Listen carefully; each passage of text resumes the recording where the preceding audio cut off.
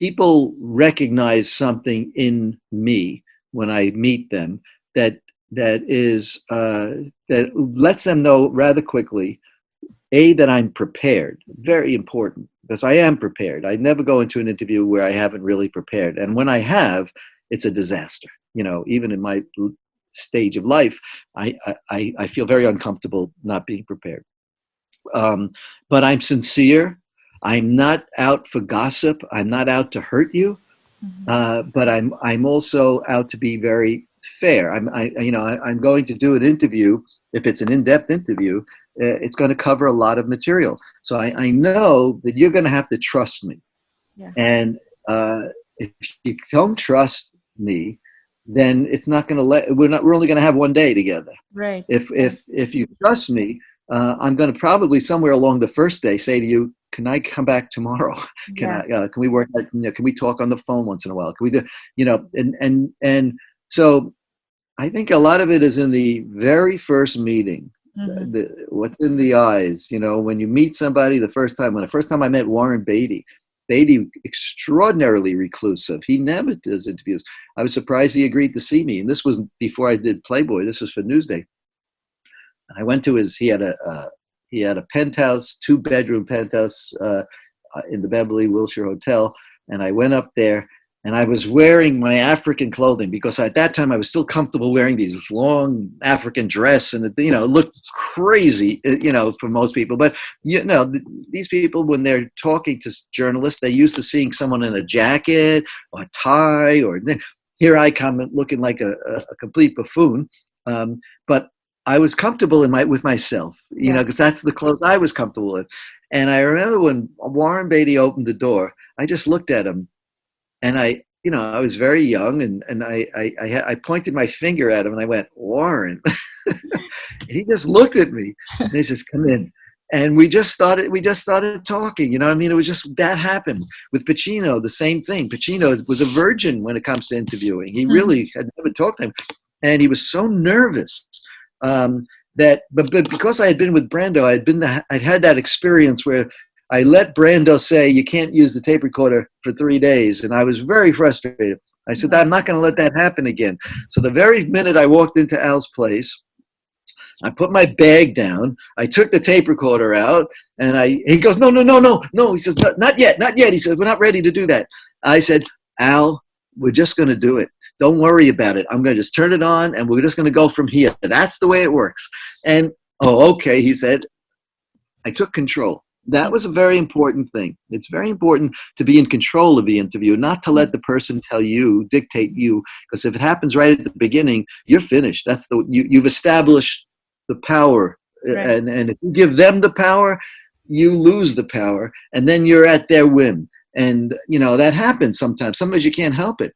Mm-hmm. But with Meryl Streep, I interviewed her when she was making a movie called Death Becomes Her, and she was in the makeup chair at 6 o'clock in the morning getting ready, and that's where I'm talking to her. So the person making her up is right there. Mm-hmm. Other people are around, and I'm trying to get an in-depth interview out of an impossible situation.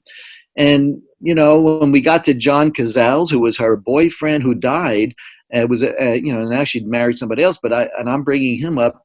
And so it was emotional for her to talk about that, but I knew I had to get some of the stuff Right. to talk about. Right. But so when she was called to the set, she said to me, "Okay, Larry, why don't you come back tomorrow? I'll give you a call." I said, "Okay." I didn't get her phone number. She never called. Oh. So I ended up I had enough material for a cover story for Movie Line. It would have been a good interview for Playboy. Wouldn't have been long enough. But Mm-hmm. I learned. I said, I didn't have control of that one. I mean, there was nothing I could do. Right. So that happened. Jake Gyllenhaal, that happened too. They only wanted to give me 20 minutes. He was Mm-hmm. making the Prince of Persia. He was advertising, and he had a New York Times reporter coming after him and a Wall Street Journal. So they only had a segment at a time.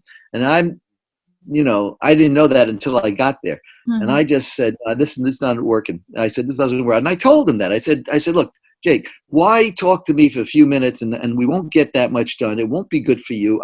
I spent 5 of my 20 minutes with him trying to talk him into a longer thing. And Mhm. he would just say, well, that's what you got. I mean, it was like that kind of thing. So I had to just really I ended up getting another 10 or 15 minutes, but not much more. Mhm. And I ended up writing a thing, my 20 minutes with Jake Gyllenhaal. I mean, I that became part of what the story was. Mhm. But I didn't have control. The publicist was there, and they were kicking me out.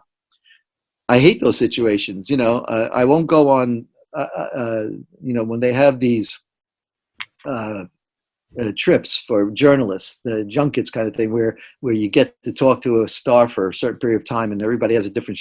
I'll never do that. Mhm. I mean, I just I need a lot of time. I need to be alone with you. If I need to. If it's in the evening, that's great. I'll go into 3 in the morning with you, like I did with Dolly Parton or whatever, or Mhm. Joan Collins. It just, you want to make it as intimate as you can. The answers to why me, it's you're getting to know me now. That's the answer is who I am, Right. and it's always different. I've had a number of Playboy interviewers come talk to me Mhm. about what we do, and some of them. I remember one guy was really nervous.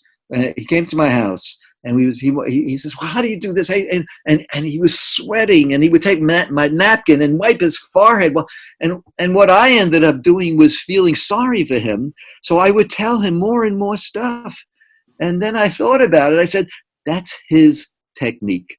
Right. His technique is, and not that he's doing it on purpose, but that's who he is." I felt so sorry for the guy. I gave him material. I gave him whatever I could. Other people you may get offended by him. I just have a guy who just wrote a book called Big Talk or something, and he asked me, can I write a blurb about his book?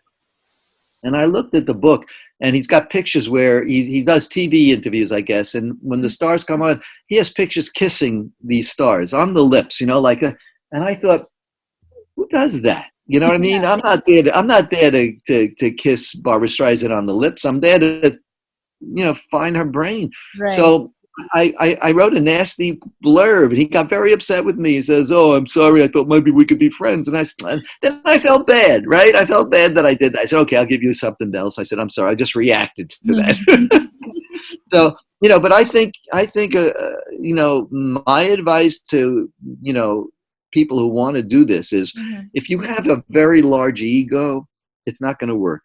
Mhm. I have friends who are they think they're stars in their own right, whatever they do, but they have big egos. They cannot sublimate their egos to someone else. And I find that you have to be able to do that. I feel that you know I I can lose who I am and get into your story, and I can listen to your story for hours and hours and hours without saying me too, me too. Right. But if you say something that I can relate to, I will tell you a story. Mhm. Mhm. That's how Dolly and I got along so well. She loved African ghost stories, and I had them. So she would tell me a story about growing up in the woods in Tennessee, and I would tell her a story, that could equal that, and we just laughed and we enjoyed each other. Right. So that it's just a matter of, again, your personality and your ability to not try to show that you're any sense superior to anybody. You're Mhm. there to, I mean, a lot of actors, I know I'm smarter than them educationally. I mean, a lot of them didn't go to college. A lot of them, dropped out of high school, but they had their own experiences that are different. And of course, I remember when I was with Charlie Sheen, and I'm looking.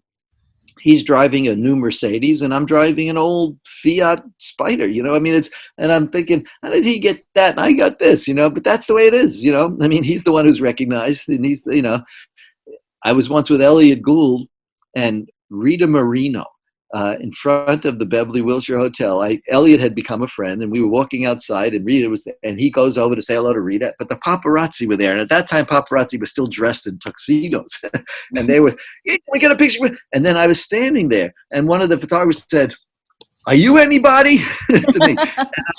I said, "No, I'm not. I'm nobody." Could you mind stepping away? Oh, okay. And I stepped away from the picture, right? And that's, what I saw. That, it was the world wants to see the people they recognize. They don't Mm-hmm. want to see the people behind the scenes. And that's fine. It Mm-hmm. didn't bother me whatsoever. Mm-hmm. If it bothers you, you're in the wrong business. You want to Yeah. be on that side of the camera.